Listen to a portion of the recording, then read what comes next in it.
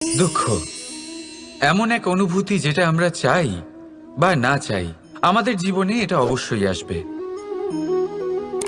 আমাদের মনকে বিব্রত করে তুলবে, আমাদের মনকে বিচলিত করে তুলবে।